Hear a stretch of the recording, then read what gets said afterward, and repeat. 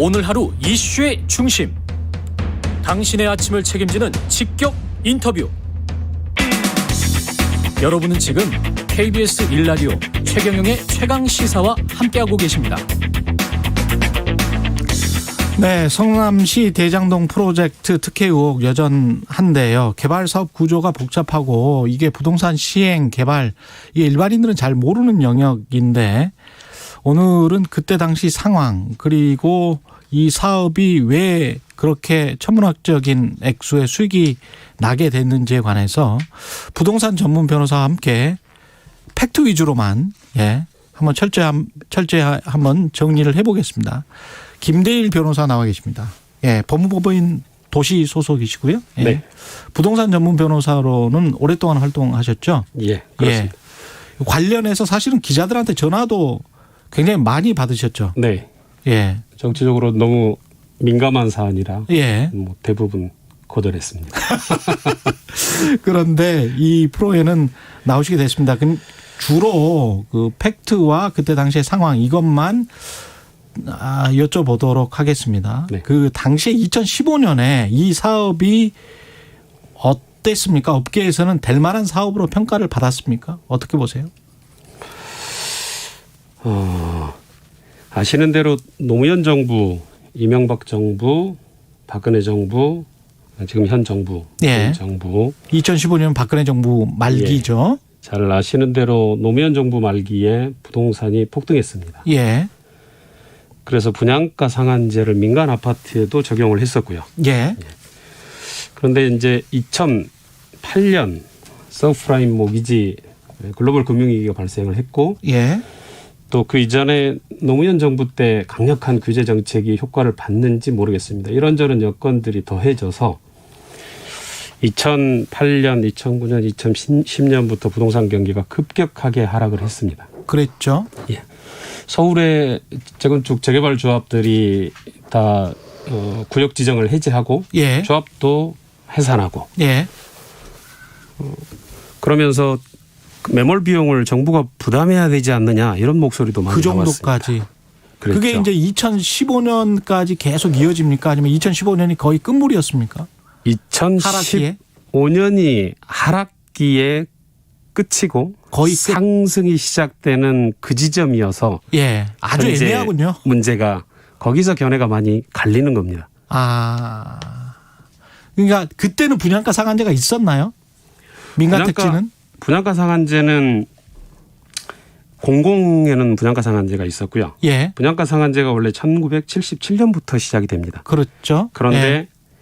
민간 아파트에도 분양가 상한제를 적용한 게 노무현 정부 말 2007년이었습니다. 그런데 2015년 시점은 어떻게 됩니까? 2008년에는 민간주택 분양가 상한제를 폐지했고요. 예.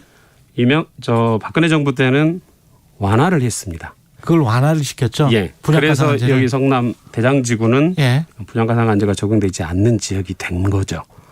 그렇게 된 거군요. 그런데 이제 예. 토지 수용을 하다 보면 예. 보통 공시 가격을 기준으로 해서 감평을 하죠. 감정평가를 합니다. 하게 되는데 예. 그러니까 논밭의 경우에는 감정가가 낮을 수밖에 없습니다. 그러면 그렇죠. 수용가가 낮을 수밖에 없고 제가 알기로 보통 대장동 같은 경우는 얼마에 수용이 됐었나요? 당시에 실거래 가격이 500만 원에 거래됐다고 하는데 예. 감정가격으로 책정이 됐던 게 200만 원, 300만 원 선이었다. 200만 원, 300만 원. 예. 나중에 개발 시행을 해서 이 사람들이 2018년, 19년 이럴 때 계속 분양을 하잖아요. 예. 그때 최종적으로 그러니까 분양을 할 때는 평당 얼마 정도? 토지를 분양하게 되는데 85제곱미터 이상은 경쟁 입찰로 하고 예. 그 이하는 감정가격으로 했는데 예. 한 1,600만 원에서 1,900만 원 정도 그 정도로 알고 있습니다. 200에서 300만 원 정도 수용을 했다가 분양가 상한제도 없고 그러니까 1,600에서 1,800? 엄청난 1,900만 원 정도까지 갔으니까 엄청난 이익이 발생할 수밖에 없었던. 근데 그거를 2015년에는 그 정도로 분양을 할 수 있었을지는 어떻게 봐야 되나요? 그거는 그 부분에 대해서 이제 견해가 갈리는 거죠. 견해가 갈린다. 여기가 판교지구인데 땅짓 고향치기 아니냐, 리스크가 뭐가 있느냐, 이제 이런 견해를 제시하는 분들도 있었고, 그거는 지금에 와서 보니까 또 그런 평가도 가능하겠지만, 예. 당시로는 그 전에 보면 2006년에 음마아파트 30평이 11억 했던 것이 2008년부터 2013년까지 2013년이 최저 예. 8억까지 떨어졌다가 8억까지 떨어졌다가 2015년에 서서히 이제 회복하면서 9억, 10억 오르다가 2016년에 한 11억, 2017년에 15억. 16년에 다시 회복을 하는군요. 그렇습니다. 예. 그래서 지금 현재는 20억을 이제 호가하는데 예. 그 포인트 최저점에서 다시 회복하는 그 시점이라 과거를 보면 미래가 어떻게 될지 모르는 상황이고 예. 이제 이 회복세가 계속 지속된다고 판단되면 이런 사업성이 있다고 보이는 거죠. 그러면 성남시 같은 경우는 한 1,800억 정도는 현금으로 받고 먼저 그렇습니다. 그리고 나머지는 현물로 뭐 공원이나 주차장 이렇게 받아서 예. 한 5,500억을 이쪽으로부터 수익을 거뒀다. 이 사업으로부터. 네. 그거는 어떻게 그 확실한 팩트인 거는 맞습니까? 그거는 5,500억 정도의 이 숫자는? 그렇습니다. 이게 성남의들을 SPC 일종의 SPC를 만들면서 예. 주주로 참여하는데 성남도시개발공사가 50% 플러스 한 주, 나머지 민간 사업자가 나머지 지분을 갖게 되는데 예. 그중에 하나은행 컨소시엄을 구성한 은행권을 제외하고 이제 전체 지분을 보면 하천대유가 1%가 되는 거죠. 그다음에 SK증권을 통해서 들어온 천화동인 1호부터 예. 7호 여기가 전체 지분의 6%를 구성하게 됩니다. 그러니까 예.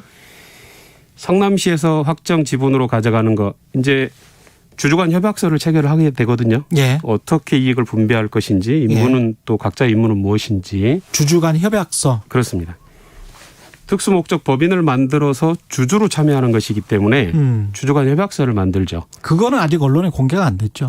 아직 안 돼 있습니다. 아, 그게 굉장히 중요하겠네요. 제가 알고 있기로는 그 제공을 민간의 정보들이 뭐 담겨 있다는 이유로 정보 제공을 거절한 것으로 알고 있습니다. 아, 그렇군요. 그러면 거기를 이 주주 간 협약서에 누가 얼마나 서로 배분해 가져갈 건지가 다 들어가 있다.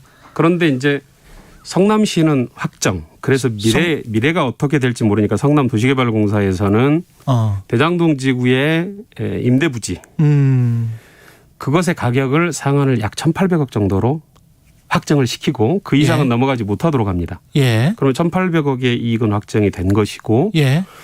나머지 보통 도시개발공사는 도시개발 사업은 하나의 지구 지정을 하게 돼 있는데 그렇죠. 도시개발법 3조 2에서 하나 지구를 분할하거나 예.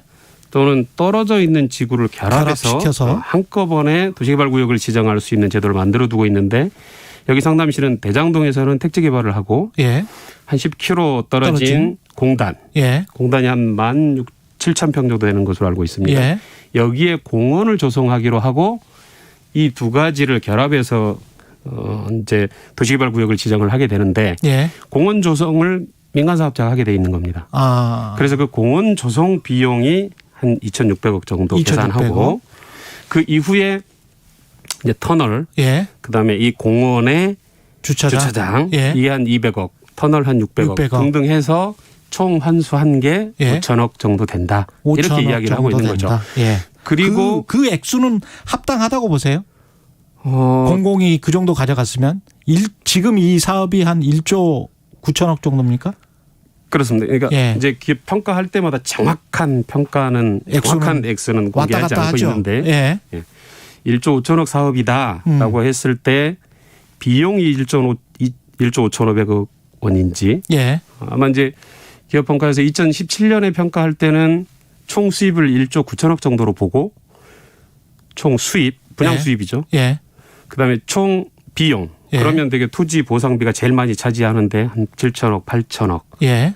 그 정도. 그다음에 공사비, 부대 비용 등등 포함해서 한 1조 3천억 원 정도 들어가서 수익이 약 5천억 원 정도 날 것이다. 이렇게 평가를 한 곳도 있습니다. 그러니까 2017년에. 5천억 그 수익은 성남시 수익과 그다음에 화천대유 수익이 다 전체 수익이 그 5천억 당시로서는 정도. 전체 포함했던 수익이죠. 물론 근데 지금 보니까 그것보다 훨씬 더 많이 난 것 같잖아요. 그렇죠. 예.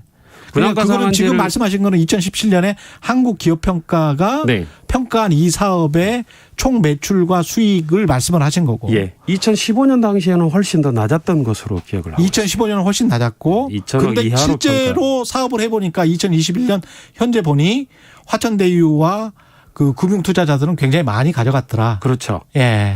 우리나라 부동산 가격이 이렇게 치솟을 줄 그동안에 누가 계속 알았겠습니까? 땅값이 올라가서. 예. 그렇습니다. 그 수익은 나머지는 다 가져가는 걸로 계약상 그렇게 돼 있었습니까? 그렇게 되죠. 도시개발공사는 이미 확정이 돼 있고 예. 나머지 금융권은 이자를 가져가는 것 아니겠습니까? 예. 그 나머지의 리스크는 다 민간 사업자가 부담한다. 그래서 금융권은 확정 이자를 가져가는 그렇죠. 것이고 그 최종적으로 마지막에 가져가니까 그 사람들은 그게 얼마가 남을지 모르니 손해를 보면 민간 사업자가 손해를 보고 이익을 봐도 민간 사업자가 이익을 보게 되는데 예. 문제는 그 당시에 이게 손해가 나는 사업이었느냐 땅 짓고 헤엄치는 사업이다 이렇게 보는 사람들은 과도하게 이익을 줬다 이렇게 생각을 하는 거고 예. 종전에 부동산 경기나 이런 것들을 쭉 감안해서 고려를 해보면 그게 그 당시로서는 최선의 선택이었을 수도 있다. 뭐 이렇게 평가할 수도 있습니다. 다만 나머지 오를 것을 가정해서 예. 일정한 금액 이상이 오르면 예. 그 부분도 추가적으로 이익을 분배한다는 조항까지 넣었더라면 더 좋았을 텐데 그래서 그게 고의냐 이게 고의가 되면 배임이겠죠. 뇌물일 뿐만 아니라 배임이 예. 될 수도 있는 것인데 예. 그게 고의가 사실 고의라고 보기는 어려운 거죠. 그게 부동산 경기가 어떻게 될지를 누가 단정할 수 있겠습니까? 그렇죠. 예. 그래서 다소 아쉬운 점이 있고 스킬이 조금 부족한 점은 있을 수 있다. 이렇게 예. 성남시가 당시 예. 그래서 좀 아쉬운 점이 있을 수 있지만 예. 적어도 그 부분과 관련해서는 제 생각에는 뭐 그 당시로서는 적당한 선택이지 않았을까. 물론 뭐 능력의 부족을 조금 탓할 수는 있겠는데 예. 문제는 이게 땅 짓고 헤엄치는 사업인데 크게 민간 사업자에게 그렇게 과도한 이익을 주는 건 뭔가 대가 관계가 있지 않았겠느냐라는 의혹을 제기한 것이고 예. 그게 민간 사업자를 선정하는 과정에서 어떤 절차적 위법이나 심사하는 데 있어서 어떤 다른 문제가 있지 않았겠느냐라는 의혹의 문제는 저로서는 알 수 없는 이야기들이고 오케이. 예. 그거는 이제 구체적인 혐의가 드러날 때 수사기관에서 알겠습니다. 수사를 해서 밝혀내야 될 문제라고 생각합니다. 화천대유 같은 경우에 그 화천대유의 행태 있지 않습니까? 그 대법관 출신을 고문, 뭐 검사장, 검찰총장 뭐 이렇잖아요. 예. 일반적으로 이렇습니까? 시행사가 개발 시행사가 특수한 경우라고 봐야죠. 특수합니까? 예.